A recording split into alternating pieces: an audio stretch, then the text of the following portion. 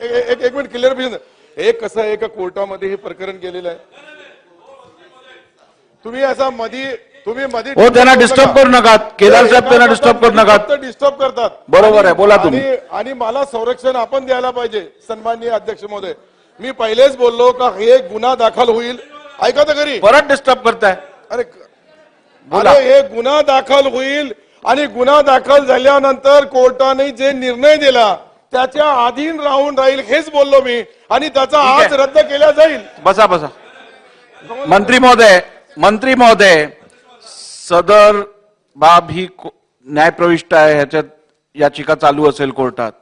ती याचिकेचा निर्णय होईस तोपर्यंत तुम्ही लायसन्स सस्पेंड करणार आहात असं म्हणताय का? हा, ठीक आहे. होय होय होय. चला पुढे घ्या. प्रश्न क्रमांक 3. नाही, आता झालं. आता काय प्रश्न क्रमांक 72,707. मी जे बोलून राहिलो ते वेगळं आहे. कोणतेही थेट खरेदीदार जे पुरवठा खरेदीदार राहते, ज्याला लायसन्स राहते, त्याला फक्त शेतकरीपासून माल खरेदी करण्याचा अधिकार आहे. आणि हे जे माल आहे हे शेतकरीचं नाही आहे. आणि त्यामुळे त्यांनी तुमच्या कायद्याचं उल्लंघन केलेलं आहे की त्यांनी ते थेट लायसन्सच्या आधारावर ब्लॅकचा धंदा करून राहिला. ठीक आहे, हे शेतकरीचं माल आहेच नाही, तर ते फक्त शेतकरीचं माल खरेदी करू. नाही कांबळे साहेब, मला वाटतं या प्रश्नाला समाधानकारक उत्तर मिळालेलं आहे. या ऐकून घ्या, बसून घ्या. या संदर्भात मंत्री महोदयांनी स्पष्टपणे इकडे सांगितलेलं आहे की या संदर्भातलं न्यायालयात खटला चालू आहे. सबज्युडिस मॅटर आहे आणि मॅटर सबज्युडिस असेस पर्यंत, निकाल येईपर्यंत ते लायसन्स सस्पेंड करतायत.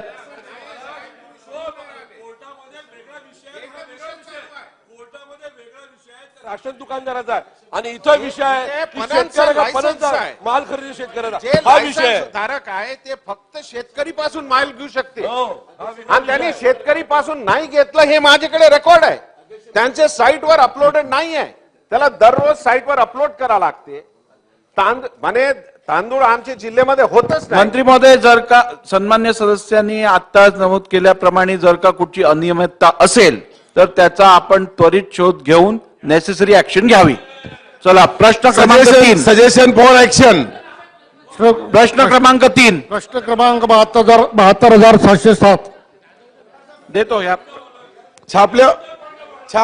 बसा, तुम्ही बसा. छापल्याप्रमाणे. एक मिनिट. काय अध्यक्ष महोदय, थांबा. माझा पॉइंट ऑफ ऑर्डर आहे. असं आहे, आता इथे मंत्री महोदयाने उत्तर दिलं की आम्ही आपण पुढच्या प्रश्नावर नाही, तो पहिलाच विषय आहे अध्यक्ष महोदय. तर माझं म्हणणं, हा उत्तर एवढं गंभीर आणि अशा पद्धतीने बेजबाबदारपणे डिपार्टमेंटने दिलेलं आहे. माझं म्हणणं एवढं, जर आपल्या प्रश्नामध्ये विचारलंय की 100 टन तांदूळाचा अवैध साठा, त्याच्यामध्ये चौकशी करण्याच्या बाबतीमध्ये उल्लेख आहे. आपण म्हणता हे खरं नाही, हे असं घडलेलंच नाही. माझं अध्यक्ष म्हणणं एवढंच आहे की इथे अवैध साठा सापडला आहे, न्यायप्रविष्ट आहे, एकीकडे हे उत्तर देत आहेत आणि छापील उत्तर वेगळंच आहे, काही घडलंच नाही असं म्हणतात. म्हणजे नेमकं काय आहे?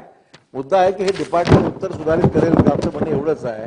हा विषय गंभीर आहे आणि एवढी सगळी चर्चा झाल्यानंतर लेखी उत्तर जे बघितलं आपण वाचायला लक्षात येईल आपल्याला.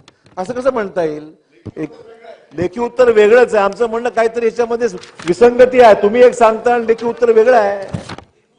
सन्माननीय अशोकरावजी चव्हाण साहेबांनी जो प्रश्न मांडला, मी त्याला उत्तर देताना यांनी सांगितलं का ते मार्केट कमिटीमध्ये असं घडलं का, तर मार्केट कमिटीमध्ये असं घडलेलं नाही.